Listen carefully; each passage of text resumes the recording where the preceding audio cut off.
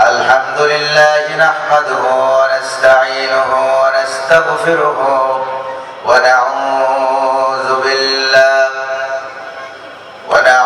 بالله من شرور أنفسنا ومن سيئات أعمالنا من يهد الله فلا مضل له ومن يضلل فلا هادي له ونشهد أن لا إله إلا الله وحده لا شريك له ونشهد أن سيدنا وحبيبنا ومولانا محمدا عبده ورسوله الذي أرسله بالحق بشيرا ونذيرا وداعيا إلى الله بإذنه وسراجا منيرا فقد قال الله تعالى في كلامه المجيد وفرقانه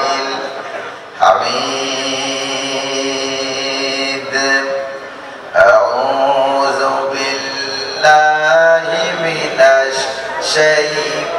الشيطان الرجيم بسم الله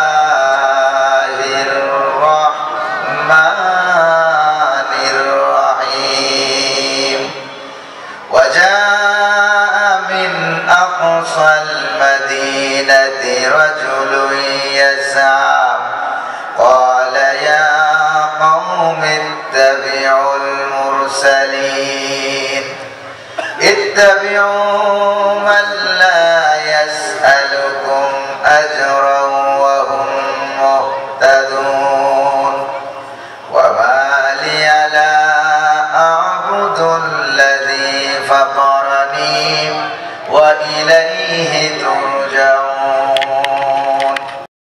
وقال تعالى في شأن حبيبه تعظيما وتكريما إن الله وملائكته يصلون على النبي يا أيها الذين آمنوا صلوا عليه وسلموا تسليما اللهم صل على سيدنا وعلى آل سيدنا مولانا মহব্বতের সাথে প্রাণ খুলে সমসুরে সকলে পড়ুন আল্লাহুম্মা সাল্লি আলা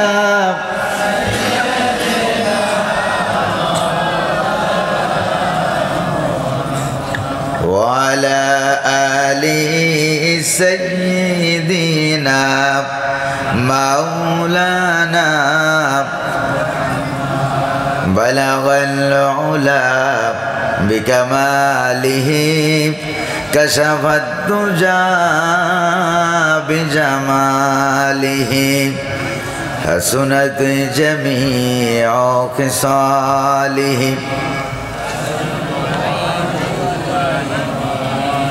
पिलाए साक़ी कौसर ने मुझको जाम वहदत का ओ सीना हमारा खजाना उसकी नातो मदाहत का बलगल उला बिकमालिही कशफत दुजा बिजमालिही हसनत जमीउ खिसालिही सल्लु अलैहि व आलिही जमाल हुस्न यूसुफ पर फ़क़द आशिक़ ज़ुलैखा थी खुदा खुद जिस पे आशिक हो वो है सूरत मोहम्मद की बलगल उला बिकमालिही कशफत तुजा बिजमालिही हसनत जमीओ खिसालिही सल्लो अलैहि व आलिही। मुझे कुछ मिले या न मिले मोहम्मद मिले, यानी वो शई जिससे अल्लाह मिले बलगल उला बिकालिही कशफत तुजा बिजमालिही हसनत जमीओ खिसालिही सल्लु अलैहि व आलिही। अल्लाहुम्मा आमीन। रब्बना ज़लमना अनफुसना व इन लम तग़फिर लना व तरहमना लनकूनन्ना मिनल खासिरीन। আল্লাহ তাআলা বাংলাদেশের প্রাচীনতম অঞ্চল খুলনা জেলার ফুলতলা উপজেলাধীন ঐতিহ্যবাহী পয়গ্রাম জাতীয় তরুণ সংঘ কর্তৃক আয়োজিত ফুরফুরা শরীফের মুজাদ্দেদে জামান অলিকুল শিরোমণি হযরতুল আল্লামা আবু বকর সিদ্দিক রহমতুল্লাহ আলাইহির প্রধান খলিফা পাক ভারত উপমহাদেশের আলেম কুল শিরোমণি আল্লামা মরহুম রুহুল আমিন সাহেব রহমতুল্লাহ আলাইহির স্মৃতি স্মরণে অনুষ্ঠিত পয়গ্রাম ঈদগাহ ময়দানের 2 দিন ব্যাপী ঐতিহাসিক ওয়াজ দোয়ার মাহফিলের আজকের দ্বিতীয় দিবসে সমাপনী দিবসে কয়েকবার দরুদ সালাম পড়ে তোমার দরবারে হাত তুলেছি। মনিব গো, দয়া করে মেহেরবানি করে দরুদ সালাম টুকুন সোনার মদিনায় নবী পাকের রওজা মুবারকে পৌঁছে দাও। तमाम পৃথিবীর মাটির নিচে যত মুমিন মুমিনাত শুয়ে আছেন সকলের আরওয়ার পরে সওয়াব পৌঁছে দাও।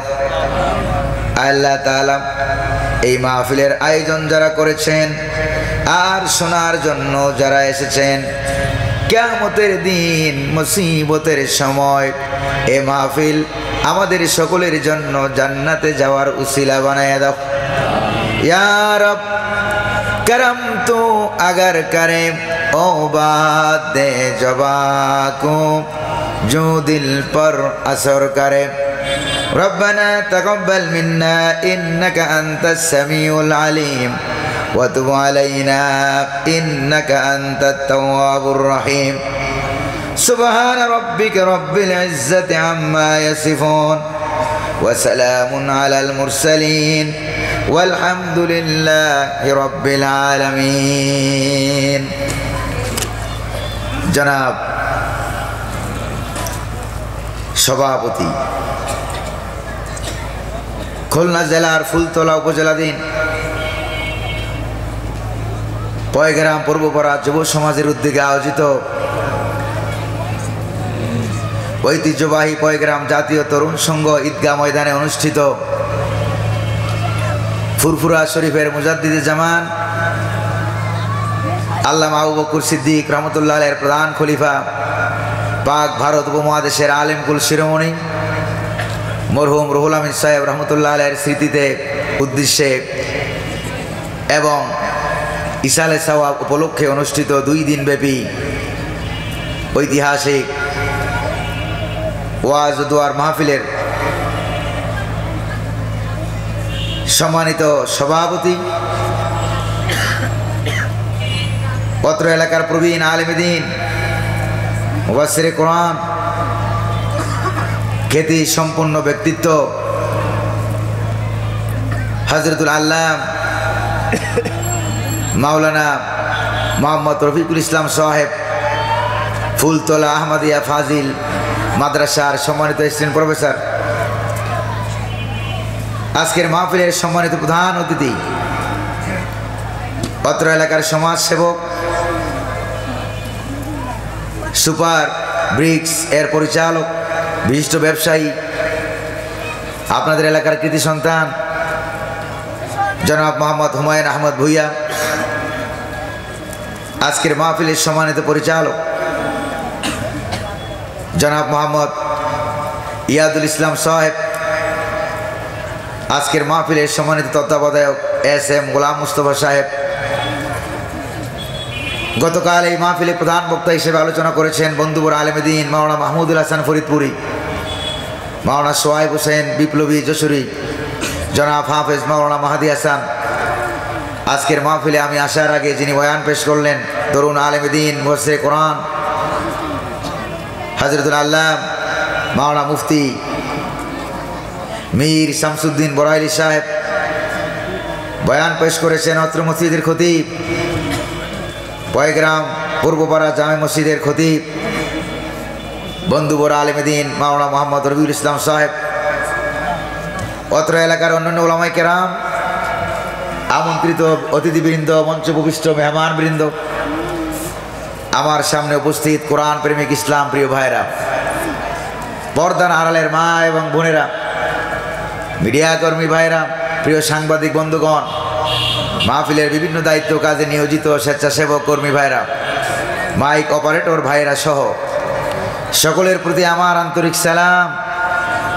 আসসালামু আলাইকুম ওয়া রাহমাতুল্লাহি ওয়া বারাকাতুহু।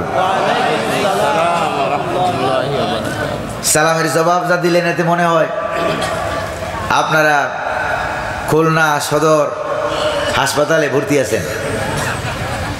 আপনারা কি সুস্থ না অসুস্থ? এটা টেস্ট করার জন্য আমি আবারও সালাম দিচ্ছি। আসসালামু আলাইকুম ওয়া রাহমাতুল্লাহ। আজকের মাহফিলে যিনি আসার তৌফিক দিলেন তিনি কে? বসার তৌফিক দিলেন তিনি কে? পরিবেশকে মনোমুগ্ধকর করে দিলেন, না শীত না গরম, নাতিশীতোষ্ণ এয়ার কন্ডিশন, বলেন ঠিক না? এমন একটি সুন্দর পরিবেশে যে আল্লাহ পাক আমাদেরকে আসার, বলার, বসার, শ্রবণ করার তৌফিকটুকুন এনায়েত করলেন। সে আল্লাহ পাকের দরবারে তারই দেওয়া জবান দিয়ে, তারই শেখানো ভাষায় আকাশ বাতাসকে মুখরিত করে অন্তরের অন্তঃস্থল থেকে সমস্বরে জোরে সোরে শুকরিয়া জ্ঞাপন করছি। সকলে পড়ছি আলহামদুলিল্লাহ। রব্বানা লাকাল হামদ হামদান কাসীরান তাইয়িবান মুবারাকান ফি। প্রশংসা করলাম কার? শুকরিয়া আদায় করলাম কার? দুরূদ শরীফ পড়লাম কার? দুরূদ শরীফ আল্লাহ কারবার দেখছেন? দুরূদ শরীফ কি আল্লাহ না মুহাম্মদুর রাসূলুল্লাহ সাল্লাল্লাহু আলাইহি ওয়াসাল্লামের দরবারে আল্লাহ পাক আমাদের দুরুদুস সালামকে সোনার মদিনার সবুজ গম্বুজের নিচে পৌঁছে দিন। আমরা বলি আমিন। আর জোরে বলি আমিন। প্রিয় ভাইরা আমার, আজকের মাহফিলে আসতে পেরে আপনারা খুশি না বেজার? কম না বেশি? প্রিয় ভাইরা আমার, খুশি করার মালিক কে? বেজার করার মালিক কে? আমরা আল্লাহ পাকের উপরে তৌফিক কামনা করে, আল্লাহর কাছে তৌফিক কামনা করে আমরা মহাগ্রন্থ পবিত্র কোরআনুল কারীম থেকে আমরা আজকে আলোচনা এবং বয়ান শুনতে চাই। আল্লাহ পাক যেন তার এই নগণ্য গোলামকে তৌফিক দান করুন। ওমা তৌফিকি ইল্লা বিল্লাহ। তৌফিক দেওয়ার মালিক কে? আল্লাহ পাক। প্রিয় ভাইরা আমার, বিগত 15 বছর 16 বছর আমরা কোরআনুল কারীম থেকে ডাইরেক্ট কোনো কথা বলতে পারি নাই। জোরে বলেন ঠিক কিনা? যেখানে আমরা কথা বলতে গিয়েছি বহু মাহফিলে বাধা দেওয়া হয়েছে, কোরআনের পাখিকে জেলখানায় দেওয়া হয়েছে, বিষ প্রয়োগ করে শহীদ করা হয়েছে। তারপরে বহু জায়গায় মাহফিলে যাওয়ার পরে আমাদেরকে স্টেজে উঠতে দেওয়া হয় নাই। আবার কখনো স্টেজে উঠতে পারলো আমরা কোরআনুল কারীম থেকে ডাইরেক্ট আমরা কথা বলতে পারি নাই। জোরে বলেন ঠিক কিনা? কারণ ডাইরেক্ট কথা বলতে গেলেই আমাদেরকে দৌড়ানি খাওয়া লাগতো, আমাদেরকে খাওয়া লাগতো দৌড়ানি, আর যারা আমাদেরকে বাধা দিত ওরা খাইতো বিরিয়ানি। যেরকম ঠিক কিনা? ওরা বিরিয়ানি খেত, আমরা দৌড়ানি খাইতাম, ঠিক না ভাই? আর আল্লাহ পাক কালের আবর্তনে এমন সিস্টেম করে দিলেন, এখন আল্লাহ পাক আমাদেরকে বিরিয়ানি খাওয়ান আর তাদেরকে উল্টা দৌড়ানি খাওয়ান। জোরে বলেন ঠিক কিনা? এমন দৌড়ানি, এক দৌড়ানিতে বর্ডার পাস হইয়া দিল্লি গিয়া পালিয়েছে। এটা কি ছোট দৌড়ানি না বড় দৌড়ানি? বড় দৌড়ানি। কারণ দ্বীন ইসলামের সাথে, কোরআনুল কারীমের সাথে যারাই বিরোধিতা করে, যুগে যুগে আল্লাহ পাক ফেরাউন, নমরুদ, আবু জাহেল, হামান, কারুন, এদেরকে আল্লাহ পাক দুনিয়া থেকে বিদায় করে দিয়েছেন। জোরে বলেন ঠিক কিনা? প্রিয় ভাইরা আমার, এজন্য আজকে তো কথা বলতে কোনো বাধা নাই ইনশাল্লাহ। জোরে বলেন, কোনো বাধা আছে নাকি? কোনো বাধা নাই। বাধা দেওয়ার মতো কেউ আছে?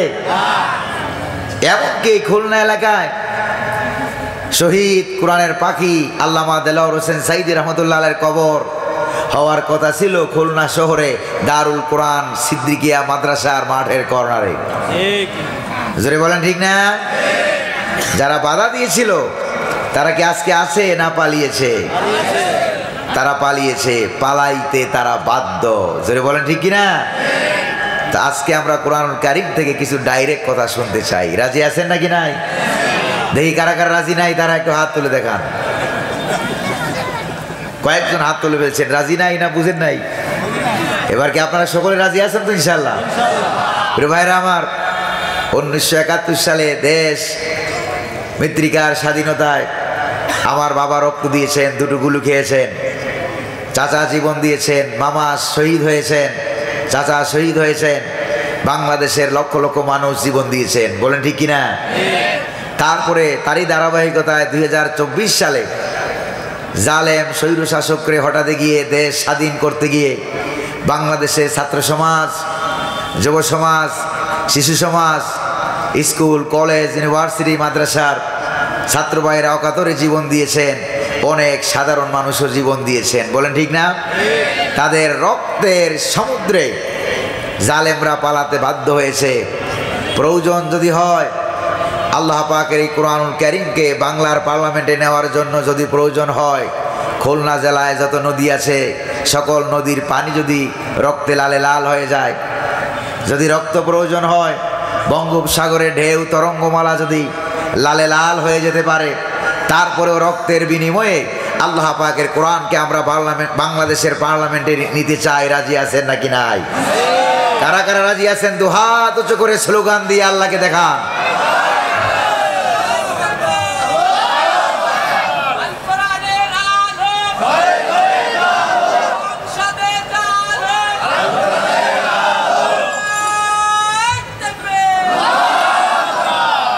প্রিয় ভাইরা আমার, বিতাড়িত মরদুদ শয়তানের ওয়াসওয়াসা থেকে আল্লাহ পাকের কাছে পানা চেয়ে পরম করুণাময় অতীব দয়ালু আল্লাহ সুবহানাহু ওয়া তাআলার নামে আমরা কোরআনুল কারীম থেকে সরাসরি আলোচনা শুরু করছি বিমাশিয়াতিল্লাহি সুবহানাহু ওয়া তাআলা।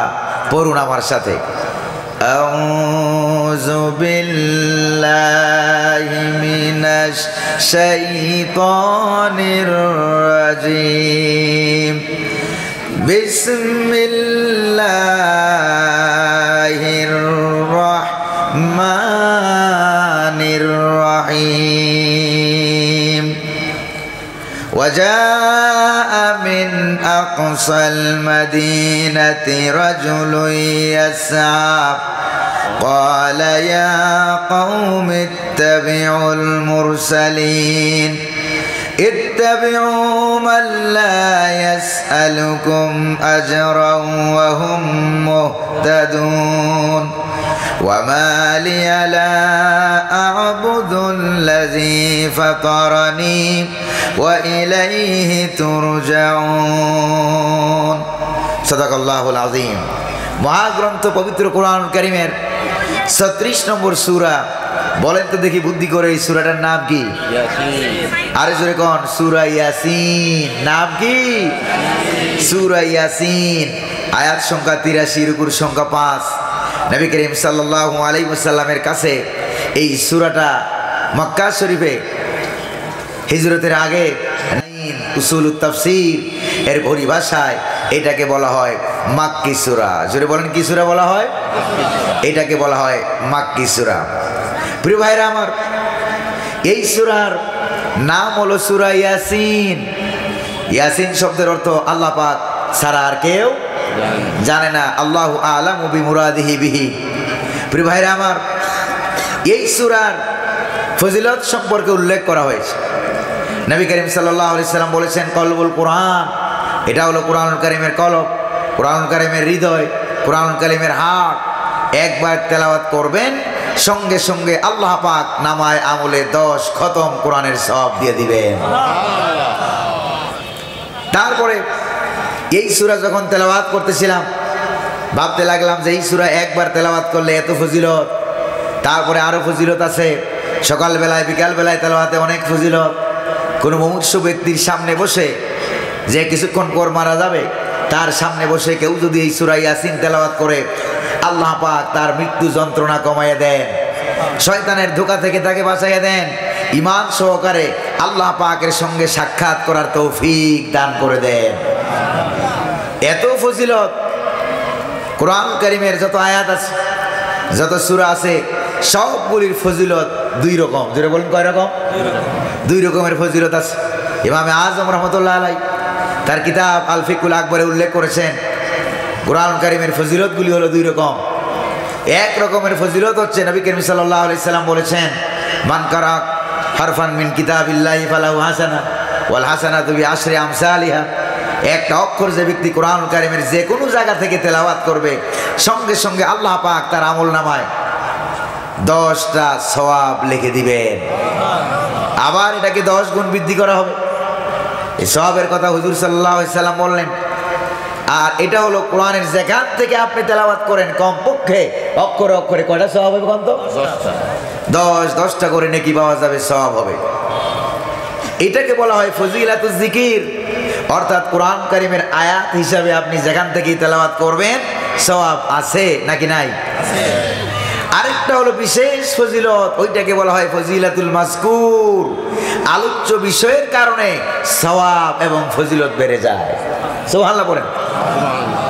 যেমন ধরেন সূরা ইখলাস আপনি তেলাওয়াত করবেন, তেলাওয়াত করার সঙ্গে সঙ্গে একবার তেলাওয়াত করবেন, 10 পারা কোরআন তেলাওয়াতের সওয়াব আমল নামায় যিনি দিবেন তিনি কে? আবার 2 বার তেলাওয়াত করবেন, 20 পারা সমান সওয়াব হয়ে যাবে। 3 বার তেলাওয়াত করবেন, সঙ্গে সঙ্গে আপনার নামায় আমলে আল্লাহ রাব্বুল আলামিন দয়া করে মেহেরবানি করে 1 খতম কোরআনের সওয়াব দান করে দিবেন। দেখছেন কারবার?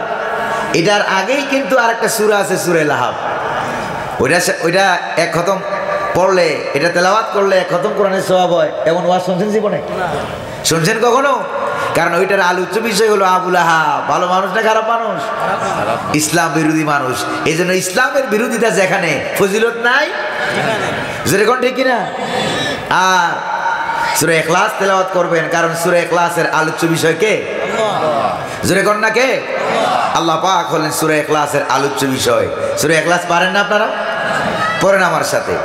কুল হুয়াল্লাহু আহাদ আল্লাহুস সামাদ লাম ইয়ালিদ ওয়া লাম ইউলাদ ওয়া লাম ইয়াকুল লাহু কুফুয়ান আহাদ। নবী আপনি বলুন, আল্লাহ এক এবং একক, অদ্বিতীয়। তিনি কারো মুখাপেক্ষী নন, সকলেই তার মুখাপেক্ষী। তিনি কাউকে জন্ম দেন নাই, তাকেও কেউ জন্ম দেয় নাই। আকাশ আর জমিনে আল্লাহ পাকের সমতুল্য আর কেউ নাই। জোরে বলেন না আছে? আল্লাহ পাকের সমতুল্য তো কেউ নাই। প্রিয় ভাইরা আমার, আলোচ্য বিষয় আল্লাহ। এই জন্য আপনি তেলাওয়াত করবেন, আমল নামাজ সওয়াব আছে। একজন সাহাবী হাদিস শরীফে আসছে, প্রত্যেক নামাজের ভিতরে সূরা ফাতিহা পড়ার পর, অন্য কেরাত পড়ার পর তিনি প্রত্যেক রাকাতে রাকাতে সূরা ইখলাস তেলাওয়াত করতেন। হুজুরের কাছে খবর এলো, আপনার অমুক সাহাবী প্রত্যেক রাকাতে রাকাতে সূরা ইখলাস তেলাওয়াত করে নবীজি তাকে ডাকলেন, জিজ্ঞেস করলেন, ও সাহাবী, প্রত্যেক রাকাতে কেন তুমি সূরা ইখলাস তেলাওয়াত করো কেরাতের শেষে?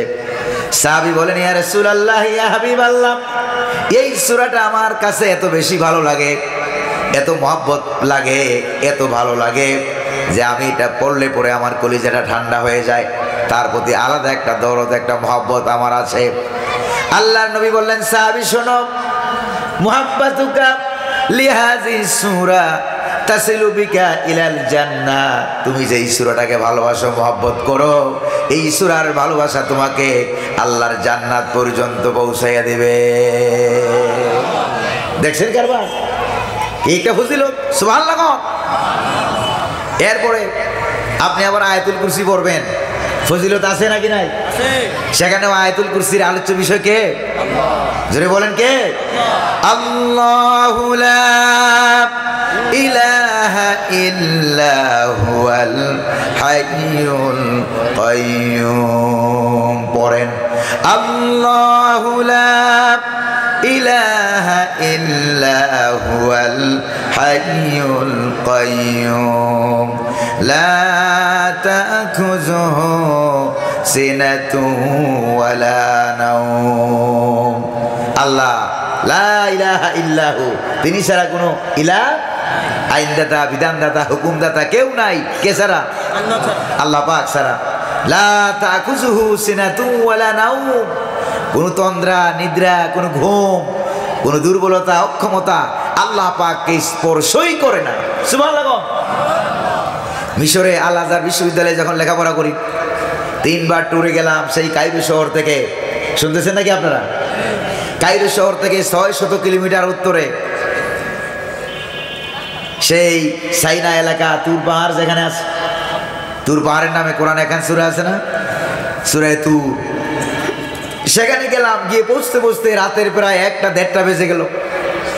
তারপরে পাহাড়ে ওঠা শুরু করলাম। হেঁটে হেঁটে উঠতে হয়, 3 ঘন্টা সময় লাগে উঠতে। প্রায় 9 কিলোমিটার রাস্তা হেঁটে হেঁটে ঘুরে ঘুরে উপরে উঠতে হয়।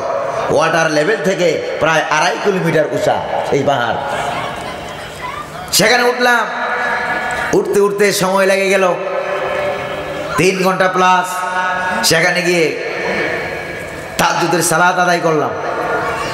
এরপরে সেখানে একটা ছোট্ট একটা গির্জা আছে, পাশে আর একটা ছোট্ট মসজিদ আছে, সেখানে আজান দিলাম, ফজরের নামাজের জামাতে ইমামতি করলাম। সুবহানাল্লাহ। এরপরে সেখানে দেখলাম মসজিদের পাশেই ছোট্ট একটা গর্ত, গর্তের মতো দেখা যায় যে একটা মানুষ বসতে পারবে এরকম, চতুর্দিকে পাথর আর পাথর, একটা গর্তের মতো। জিজ্ঞেস করলাম যে এই গর্তটা কি? এই গর্তের ভিতরে হযরত মূসা আলাইহিস সালাম আল্লাহ পাকের সঙ্গে বিনা তারে, বিনা টেলিফোনে, বিনা নেটওয়ার্কে ডাইরেক্ট কথা বলতেন। তো কথা বলতে গিয়ে একবার জিজ্ঞেস করে যে, আল্লাহ, ওই যে আয়াতুল কুরসির ভিতরে বললাম কোন ঘুম তন্দ্রা আল্লাহ পাককে স্পর্শ করতেই পারে না। সুবহানাল্লাহ। জিজ্ঞেস করলাম যে, আল্লাহ, কত কথাই তো তোমারে বলি, তো আজকে একটা কথা বলি তোমারে, রাগটা করবে না তো? কই যে মূসা, তোমার কি কথা বলো, আমি তো কোনো পয়গম্বরের সাথে রাগ করি না। সুবহানাল্লাহ। মূসা আলাইহিস সালাম বললেন যে, আল্লাহ, তুমি নাকি ঘুমাও না? সুবহানাল্লাহ কইবেন না? আল্লাহ, তুমি নাকি ঘুমাও না? আল্লাহ পাক বলেন, মূসা, আওয়ালাম তুমিন, তোমার কি বিশ্বাস হয় না? কই যে আল্লাহ, বিশ্বাস তো করি, তবে বুঝে আসে না, না ঘুমাইয়া থাকো কেমনে? রব্বুল আলামিন বললেন, মূসারে, বিশ্বাস যেহেতু করো, তাহলে তোমারে বুঝাইতে অসুবিধা নেই। 1 গ্লাস পানি নিয়ে তুর পাহাড়ের টিলায় দাঁড়িয়ে থাকো। আর ঘুমকে বললেন, ঘুম, মূসারে যাইয়া ধর। এবার কি না ঘুমায় উপায় আছে? আল্লাহ বলছেন, মূসারে ধর। না ঘুমায় তো কোনো উপায় নাই। এবার মূসা আলাইহিস সালাম তিনি ঘুমায় গেলেন। 1 গ্লাস পানি হাতে নিয়ে ঘুমায় গেলেন। ঘুম মূসা আলাইহিস সালামকে ধরে ফেলল। কিছুক্ষণ পর হাতটা শিথিল হয়ে গেল, গ্লাসটা হাত থেকে টস করে পাথরের উপরে পড়ে গ্লাসও ভেঙে গেল, পানিটাও পড়ে গেল, আমও গেছে, সালাও গেছে। এবার আল্লাহ পাক ঘুমকে বললেন, ঘুম, মূসারে ছাড়। মূসা আলাইহিস সালামকে ঘুম যখন ছেড়ে দিল, মূসা আলাইহিস সালাম তাকে দেখে গ্লাস কই, গ্লাস তো নাই, পরে ভেঙে চুরমার হয়ে গেছে। আল্লাহ পাক ডাক দিয়ে বলেন, শুনো রে মূসা, তাম পৃথিবী, 7 আকাশ আর 7 জমিন যে রব্বুল আলামিনের কুদরতি হাতের মুঠোয়, সে আল্লাহ পাক যদি ঘুমায় যায়, সামান্য একটা গ্লাস নিয়ে তুমি দাঁড়িয়ে থাকতে পারলা না, ঘুমায় গেলাম, গ্লাসও গেল, পানিও গেল। শোনো রে মুসা, 7 আকাশ আর 7 জমিন এইভাবে রেখে যদি আমি ঘুমায় যাই, তাহলে 7 আকাশ আর জমিন ভেঙ্গে ওই গ্লাসের মতো চুরমার হয়ে যাবে। আল্লাহ পাক মুসা আলাইহিস সালাম বলেন যে আল্লাহ বুঝে আসছে, তুমি কখনো ঘুমাও না। এই যে আয়াতুল কুরসি, এটার আলোচ্য বিষয় কে? আল্লাহ পাক। এই জন্য আলাদা ফজিলত আছে না ভাই? কি সেই ফজিলত? ক্বালান নাবিয়্যু সাল্লাল্লাহু আলাইহি ওয়াসাল্লাম, আল্লাহর নবীজি বলেছেন, মান কারা আয়াতুল কুরসি বাদা কুল্লি সালাতিন মাকতুবাতিন লাম ইয়ামনাহু মিন দুখুলিল জান্নাতি ইল্লাল মাউত।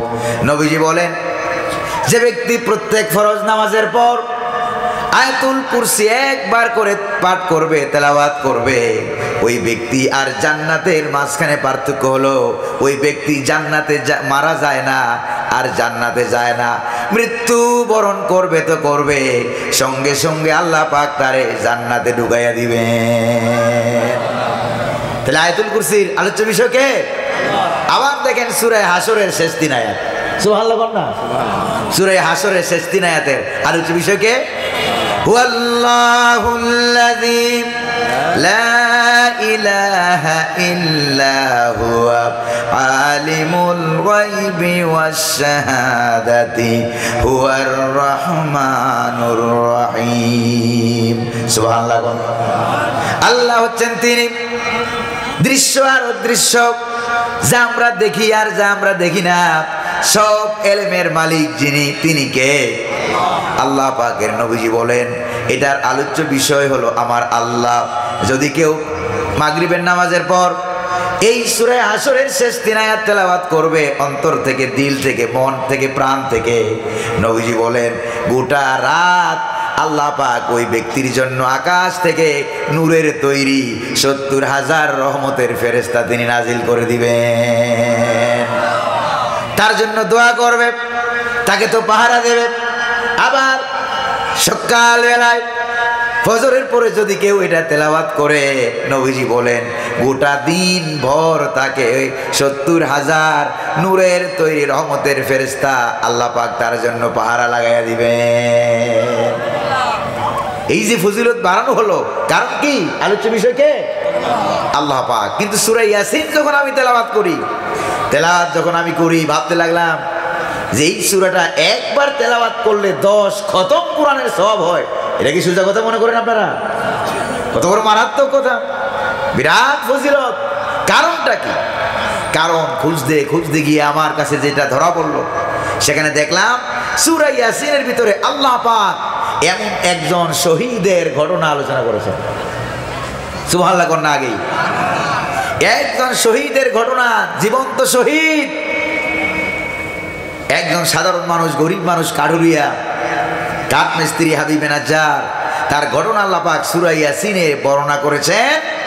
আমার মনে হয় সূরা ইয়াসিনের এত ফজিলতের যে কারণ, অন্যতম কারণ হলো এই শহীদের ঘটনা সূরা ইয়াসিনে বর্ণিত হওয়া। সুবহানাল্লাহ বলতে পারলেন না মেয়েরা? আর জোরে কর না সুবহানাল্লাহ। কারণ শহীদের রক্ত যেখানে পড়ে ওই জায়গার দাম বাড়ে না কমে? বাংলার জমিনে 71 সালে শহীদের রক্ত পড়েছে, তারপরে 2024 সালে জুলাই আগস্টে শহীদের রক্ত পড়েছে। জোরে কোন ঠিক কিনা? আগে বাংলাদেশকে আলাদা ব্যাখ্যা করে বুঝিয়ে দেওয়া লাগতো কোথায় বাংলাদেশ।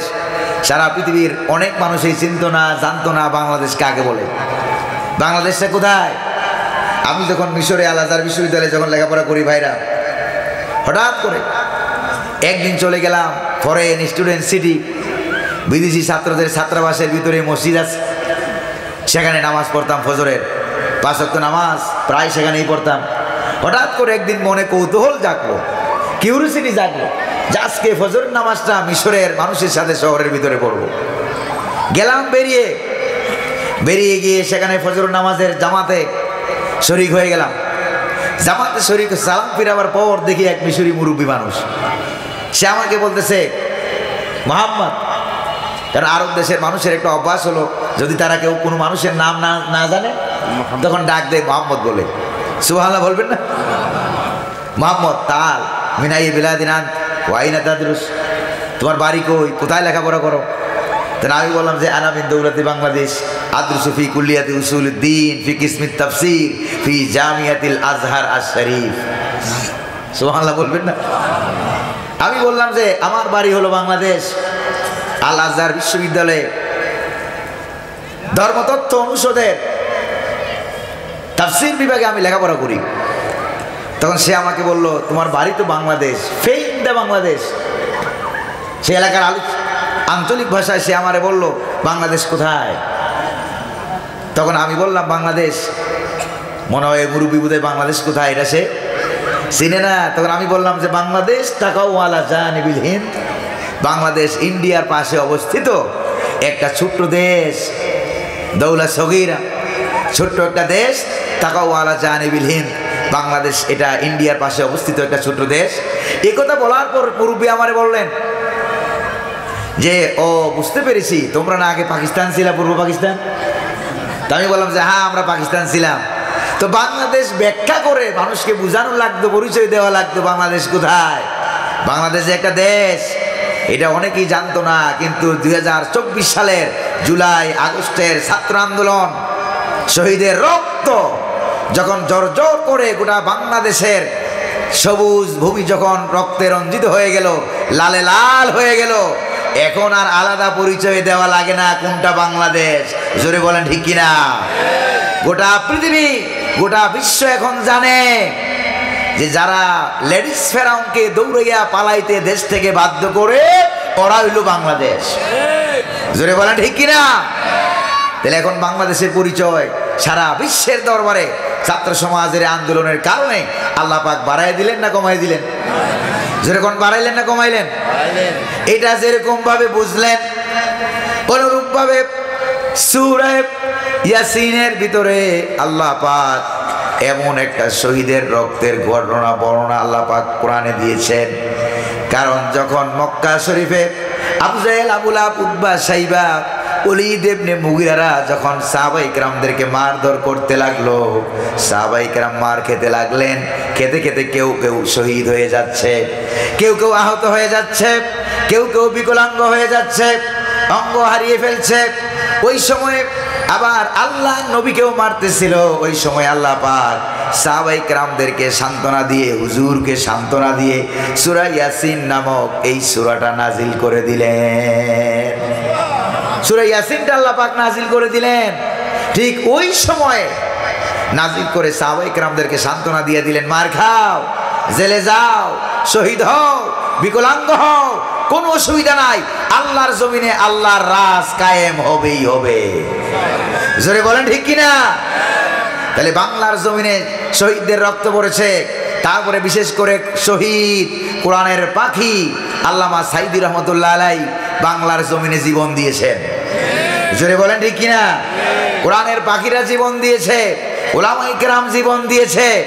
তারপরে বাংলার জমিনে কোরআন প্রেমিক যারা একামতে দ্বীনের আন্দোলন বাস্তবায়ন করেন, হাসি মুখে ফাঁসির রশি বরণ করে নিয়েছে। জোরে বলেন ঠিক না? এই বাংলার জমিনের মূল্য আল্লাহ পাকের কাছে এখন বেড়ে গিয়েছে, মূল্য বেড়েছে, আর আমাদের দায়িত্ব অনেক বেড়ে গেছে। তাদের রেখে যাওয়া দায়িত্ব আঞ্জাম দিয়ে বাংলার পার্লামেন্টে আমরা কোরআন নিতে চাই। রাজি আছেন নাকি নাই? আল্লাহ পাক কবুল করুন, বলি আমিন। এবার এই ঘটনাটা আমি সূরা ইয়াসিন থেকে সংক্ষেপে আপনাদেরকে সংক্ষেপে শহীদের ঘটনাটা আমি উল্লেখ করব, বর্ণনা করব। প্রিয় ভাইয়েরা আমার, ভালো করে কান লাগাইয়া শোনেন। ঘটনাটা হলো আজ থেকে প্রায় 2000-2500 বছর আগের সিরিয়া দেশে হযরত ঈসা আলাইহিস সালাম দুইজন নবী পাঠিয়েছিলেন, রাসূল পাঠিয়েছিলেন সেই ফিলিস্তিন থেকে তোমরা সিরিয়াতে যাও। কোথায় যাও? ওই সিরিয়াতে বিশেষ একটা শহর আছে, শহরের নাম হলো অ্যান্তাকিয়া শহর। নাম কি? সেই অ্যান্তাকিয়া শহরে যাও, যে কালেমার দাওয়াত দিবা। কার? আল্লাহ পাকের কালেমার দাওয়াত দিবা। এবার দুইজন নবী তারা ঢুকে গেল সিরিয়ায়। অ্যান্টাকিয়া শহরে ঢুকতেই দেখে এটা গরিব মানুষ লাকড়ি দিয়ে কাঠ কাটতেছে, কুড়াল দিয়ে কাঠ কাটে করছেন। মনে হয় যে আপনাদের এই ফুলতলা খুলনায় সুবহানাল্লাহ বললে বুধের গুনাহ টুনা হয় না, সওয়াব হয়। কদ্দুর সওয়াব হয় আপনাদের জানা আছে কিনা? তামলাউ মা বাইনা সামাই ওয়াল আরদ, আকাশ এবং জমিনের মাঝখানে ফাঁকা জায়গা যা আছে সবটা জায়গা সওয়াব দিয়ে যিনি ভরপুর করে দেন তিনি কে? তিনি হলেন আল্লাহ। তাও সুবহানাল্লাহ কইবেন না? একবার সুবহানাল্লাহ বললে এই সওয়াব। যখন আমি এক মাহফিলে এটা বললাম, কিনার দিয়েছিল এক মুরব্বী আমার জিজ্ঞেস করেছে, হুজুর একবার সুবহানাল্লাহ বললে যদি এই সওয়াব হয়, তা আপনার কথা অনুযায়ী দ্বিতীয়বার যে আবার সুবহানাল্লাহ বললাম, আগের সওয়াবই তো সম্পূর্ণ ফাঁকা জায়গা ভরপুর হয়ে গেছে। দ্বিতীয়বার যে আবার সুবহানাল্লাহ বললাম, দ্বিতীয়বার সুবহানাল্লাহ বলার সওয়াব জায়গা হইল কই? আমি বললাম, মুরব্বী এখন কি দিন না রাত? কই যে হুজুর এখন তো রাত। তা আমি বললাম যে আপনি বলেন দিনের জায়গা হইল কই? যেখানেই রাত সেখানেই দিন। হুকুম কার? আল্লাহর কাছে জায়গার কোনো অভাব আছে? এটা একটা উপমা দেখানো হলো মাত্র। আল্লাহর কাছে জায়গার কোনো অভাব নাই, সওয়াবের কোনো অভাব আল্লাহ তাআলার কাছে নাই। আল্লাহ পাক কি বলেন দেখেন, রব্বুল আলামিন বলেন, ওয়াস-সামাআ বানাইনাহা বিআইদি ওয়া ইন্না লামুসিউন। সুবহানাল্লাহ। রব্বুল আলামিন বলেন, আকাশকে আমি আমার নিজ কুদরতি হাত দিয়ে তৈরি করেছি, আর প্রতিটা মুহূর্ত প্রতিটা সেকেন্ডে আকাশকে আমি আল্লাহ বড় করতেছি। তাহলে আল্লাহর কাছে জায়গার কোনো অভাব, সওয়াবের কোনো অভাব। তাহলে সুবহানাল্লাহ বলতে আপনারা কার্পণ্য করবেন না তো? একটু জোরে সরে বলেন সুবহানাল্লাহ। রাগটা করতেছেন নাকি আপনারা? এবার বেচারার রূপ ভালো হয়ে গেল। সুবহানাল্লাহ। রূপ ভালো হতেই বেচারা এই কাটুরিয়া বেচারা এক দৌড় মারলো এই মূর্তির দিকে। মূর্তির ঠ্যাং ধরে মারলো এক আছাড়। তুই কি একটা খোদা নাকি আসলেই একটা বেহুদা? 40-50 বছর পর্যন্ত তোর পূজা করলাম, প্রণাম করলাম, মিষ্টি খাওয়ালাম, আমার রূপ তো ভালো বানাইতে পারলি না। যেরকম ঠিক কিনা? হাদিস শরীফের ভিতরে এসেছে, একবার আল্লাহর নবীর কাছে এক যুবক এসে গিয়েছে, কাঁধে করে একটা ভাঙ্গা মূর্তি নিয়া। হুজুর ওই ভাঙ্গা মূর্তিকে দেখে জিজ্ঞেস করলেন, যুবক তোমার মূর্তিটা ভাঙ্গা কেন? যুবক বলল, ইয়া রাসূলুল্লাহ, এইটা ছিল আমার খোদা। এই খোদারে নিয়ে আমি আপদ বিপদ বালা মুসিবত যাতে রাস্তাঘাটে কোথাও না পড়ি, এই খোদাটারে সব সময় আমি সাথে নিয়ে চলাফেরা করি। হঠাৎ করে পথিমধ্যে আমার বাথরুমে যাওয়ার প্রয়োজন হলো। মনে মনে ভাবলাম, এই নাপাক জায়গায় খোদা নিয়ে যাওয়া মোটেও ঠিক হবে না, উচিত হবে না। খোদাকে রাস্তার কিনারে রেখে গেলাম কাম সারতে। কাম সেরে এসে দেখি আমার কামও সারা, খোদার কামও সারা। দেখলাম খোদার শরীর একবারে মাথা থেকে শুরু করে পা পর্যন্ত খোদার শরীর ভিজা। খোদার শরীর ভিজা, অবশ্যই কোনো রহমত বরকতের পানি টানি হবে। হাতে হাত দিয়া হাতে পানি লাগাইয়া জিহ্বায় চাটতে লাগলাম, খাইতে লাগলাম। দেখলাম যে কি ঝাঁঝালো আর দুর্গন্ধ। তো রহমত বরকতের পানি এত ঝাঁঝালো হবে কেন, দুর্গন্ধ হবে কেন, এত ফসা কেন হবে? সন্দেহ জাগলো, এদিক সেদিক তাকালাম। তাকাইয়া দেখি একটা কুকুর হেঁটে যাচ্ছে, তার নিচ থেকে টপ টপ করে পড়তেছে। ইয়া রাসূলুল্লাহ, মেজাজটা বড় খারাপ হয়ে গেল। তুই কি একটা খোদা না আসলে একটা বেহুদা? কুত্তার পেশাব দিয়া নিজেরে বাঁচাইতে পারলি না, আমারই বিপদ আপদ থেকে বাঁচাবি কেমনে? মেজাজটা বড় খারাপ হয়ে গেল। মারলাম ঠ্যাং ধরে এক আছাড়, ভেঙ্গে গুঁড়ো গুঁড়ো হয়ে গেল। হাদিস শরীফে এসেছে, এই ঘটনা শোনার পর নবী করিম সাল্লাল্লাহু আলাইহি সাল্লাম এই একদিন হেসে দিয়েছিলেন, দন্ত মুবারক বিকশিত হয়ে গিয়েছিল, অট্ট হাসি হেসে দিয়েছিলেন। সাহাবায়ে কেরাম বলেন, এই দিন ছাড়া অন্য কোনো হাসিতে হুজুরের দাঁত মুবারক আমরা দেখতাম না। সুবহানাল্লাহ বলবেন না? প্রিয় ভাইরা আমার, নবীজি বললেন, যুবক তোমার এই ভাঙ্গা খোদারে নিয়ে আমার কাছে কেন এসেছো? যুবক বলল, ইয়া রাসূলুল্লাহ, ইয়া হাবিবাল্লাহ, তাদের দুর্বলতা, অক্ষমতা, অসারতা, তারা যে ভালো করতে পারে না, মন্দ করতে পারে না, উপকারও করতে পারে না, ক্ষতিও করতে পারে না, কুত্তার পেশাব দিয়া নিজেরে বাঁচাইতে পারে না, এটা কখনো আমার খোদা হতে পারে না। আপনার কাছে আমি এসেছি, আমি শুনেছি আপনি আখিরি জামানার পয়গাম্বর, আসল খোদার খবর আমি আপনার কাছে পেয়ে গিয়েছি, আসল খোদার খবর আমি পেয়ে গিয়েছি।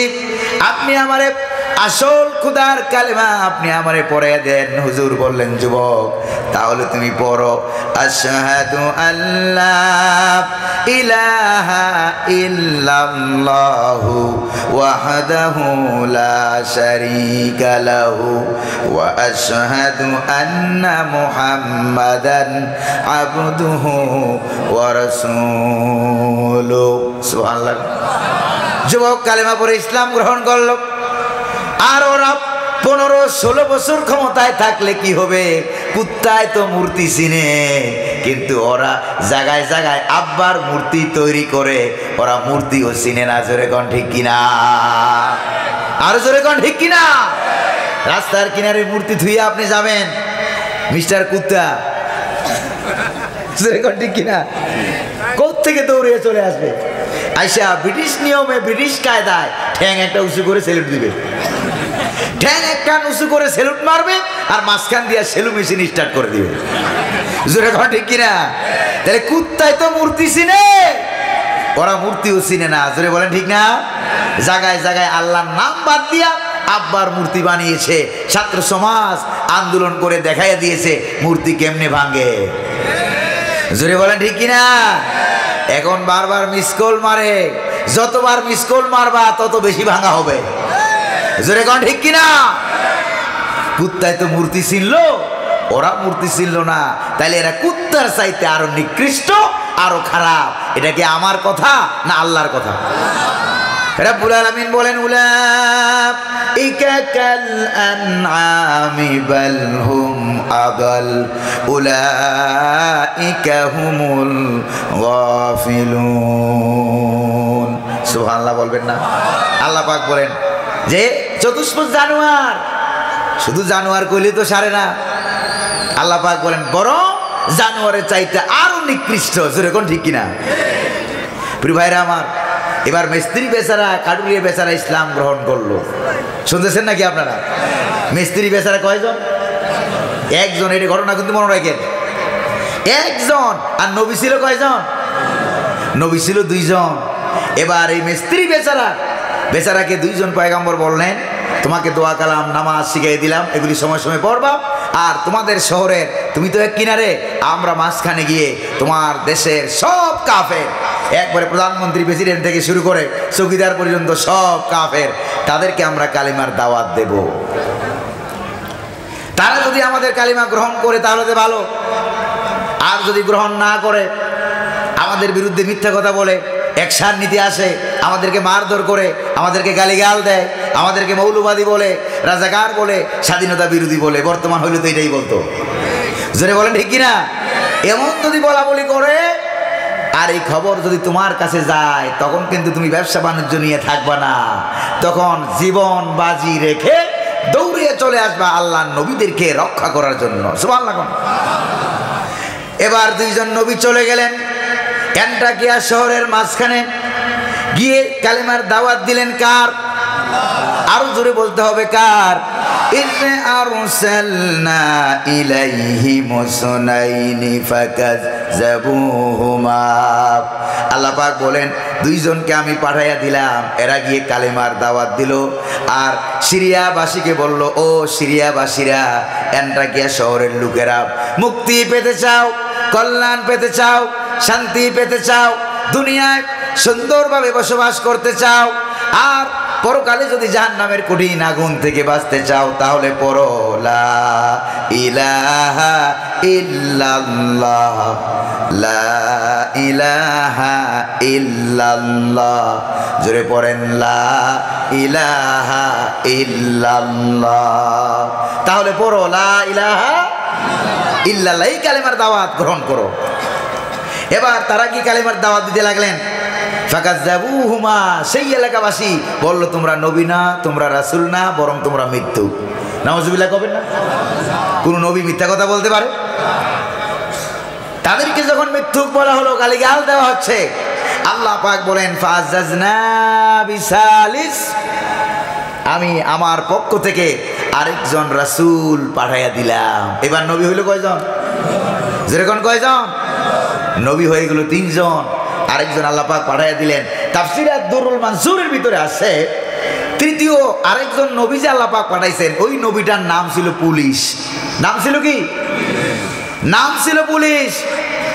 এই পুলিশ বাহিনীর আগমন ঘটেছিল দুনিয়াতে নবীদেরকে রক্ষা করার জন্য, ইসলামের পক্ষে কাজ করার জন্য। আর বিগত সরকারের আমলে আমার দেশপ্রেমিক পুলিশ বাহিনীকে তারা নিজেদের দলীয় পেটুয়া বাহিনীতে, সন্ত্রাসী বাহিনীতে পরিণত করেছিল। জোরে বলেন ঠিক কিনা? এই জন্য তারা থাকতে পারছে নাকি? জোরে কোন থাকতে পারছে? তারা থাকতে পারে নাই, কারণ এখানে কুদরত কাজ করছে কার? আল্লাহ পাকের কুদরত সেখানে কাজ করেছে। প্রিয় ভাইরা আমার, 3 জন পয়গম্বর মিলে কালেমার দাওয়াত দিতে লাগলেন। তারা বললেন, ক্বালু রাব্বুনা ইয়ালামু ইন্না ইলাইকুম লামুরসালুন ওয়া মা আলাইনা ইল্লাল বালাগুল মুবিন। সুবহানাল্লাহ। 3 জন মিলে বললেন, তোমরা মানলেও আমরা রাসূল, না মানলেও আমরা রাসূল। আমাদের আল্লাহ, আমাদের রব, তিনি ভালো করে জানেন আল্লাহ পাকের পক্ষ থেকে আমরা প্রেরিত নবী এবং রাসূল। সুবহানাল্লাহ বলবেন না? তবে তোমরা কালেমার দাওয়াত গ্রহণ করতেও পারো, নাও করতে পারো, কোনো অসুবিধা নাই। আমাদের কাজ হলো কালেমার দাওয়াত দেওয়া। ওয়া মা আলাইনা ইল্লাল বালাগুল মুবিন। আমরা শুধু পৌঁছে দিলাম। দাওয়াত গ্রহণ করলে জান্নাত পাবা, দুনিয়াও শান্তি হবে, পরকালেও মুক্তি হবে। দাওয়াত যদি গ্রহণ না করো তাহলে দুনিয়াও অশান্তি হবে, পালাইয়া যাওয়া লাগবে। জোরে বলেন ঠিক কিনা? আর পরকালেও জাহান্নামের আগুনে জ্বলতে হবে যদি কালেমার দাওয়াত গ্রহণ না করো।